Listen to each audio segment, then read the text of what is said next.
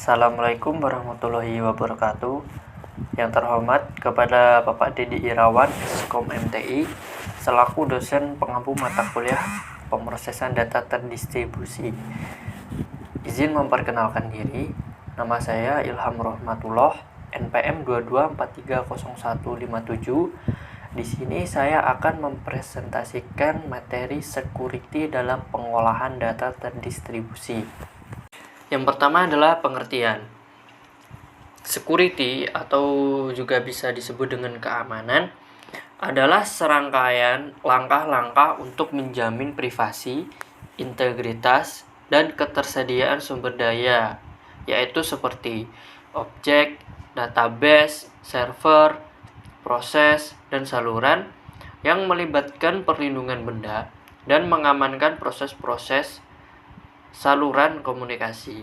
Jadi, security ini seperti namanya untuk mengamankan beberapa sistem seperti database dan server tentunya. Lalu terdapat tujuan dari adanya sistem security ini adalah yang pertama untuk leakage atau melindungi data dari kebocoran. Nah, security ini berfungsi untuk melindungi data dari kebocoran karena ulah para penjahat-penjahat cyber. Yang kedua, tampering. Tampering ini adalah pengubahan informasi yang tidak legal.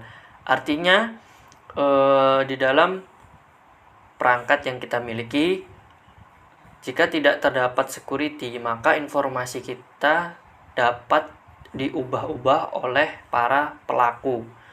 Nah, fungsinya security adalah untuk melindungi agar tidak terjadi hal seperti itu.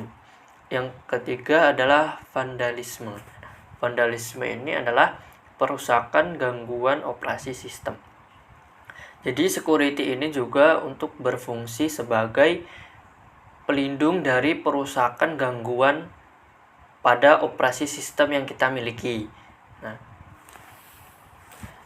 jadi kenapa security ini penting? Karena di dalam era saat ini internet sangat cepat dan sangat luas. Jadi para penjahat-penjahat cyber di luar sana, jika terdapat celah sedikit untuk memasuki perangkat yang kita miliki, maka data-data yang ada di dalam perangkat itu akan bisa tercuri. Nah, yang selanjutnya terdapat jenis-jenis serangan. Jenis-jenis serangan dibagi menjadi dua jenis, yaitu yang pertama, serangan pasif. Serangan pasif adalah serangan yang mengamati komunikasi atau data. Jadi, serangan ini pelaku kejahatan cyber hanya akan mengamati komunikasi dan data-data yang kita miliki.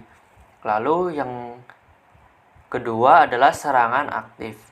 Golongan serangan aktif adalah serangan yang memodifikasi komunikasi atau sebuah data. Jadi, di serangan aktif ini adalah para pelaku kejahatan akan memodifikasi komunikasi atau data-data yang kita miliki.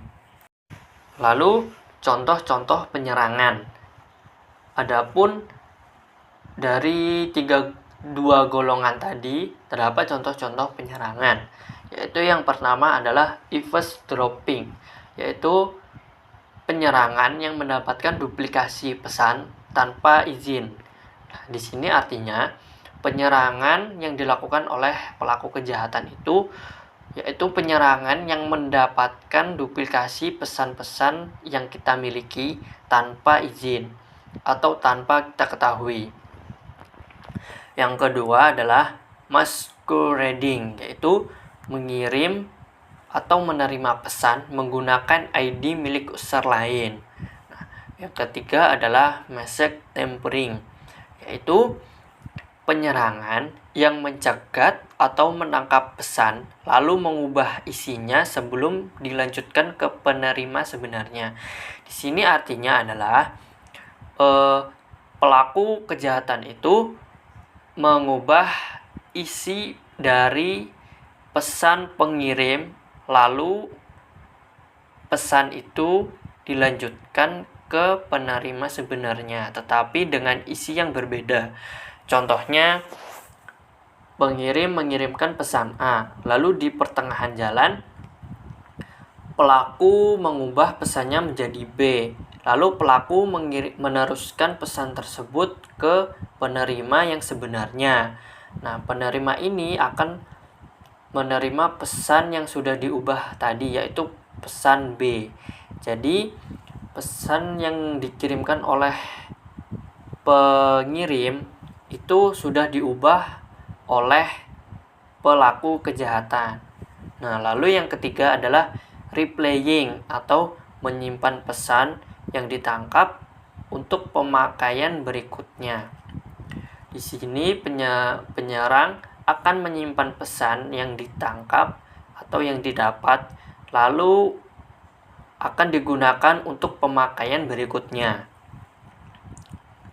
Lalu yang kelima, ada denial of service, yaitu penyerang akan membanjiri saluran atau sumber lain dengan pesan. Jadi sama seperti spam pesan yang akan membanjiri saluran atau sumber lain yang diserang itu.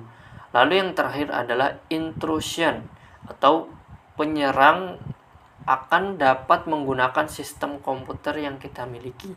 Jadi artinya adalah kita mempunyai perangkat komputer, lalu penyerang masuk ke dalam sistem perangkat tersebut, lalu akan menggunakan sistem komputer yang kita miliki tanpa menyentuh komputer yang kita punya tersebut. Jadi pelaku kejahatan ini akan mengendalikan perangkat dari jarak jauh.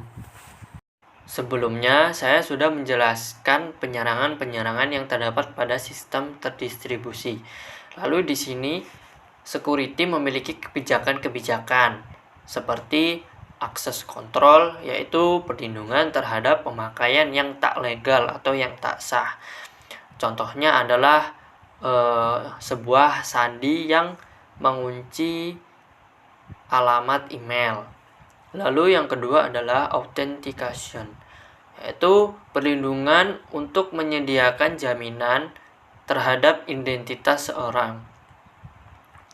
Lalu yang ketiga adalah confidentiality, perlindungan terhadap pengungkapan identitas yang tidak legal. Lalu yang selanjutnya adalah integrity, yaitu melindungi dari pengubahan data-data yang tidak sah atau yang tidak legal. Yang terakhir adalah non-repudiation, yaitu perlindungan untuk melindungi terhadap penolakan komunikasi yang sudah pernah dilakukan. Selanjutnya, kebijakan-kebijakan security dijalankan oleh sebuah mekanisme, yaitu yang pertama adalah enkripsi, digunakan untuk menyediakan kerahasiaan. Lalu yang kedua adalah digital signature, yaitu digunakan untuk menyediakan authentication.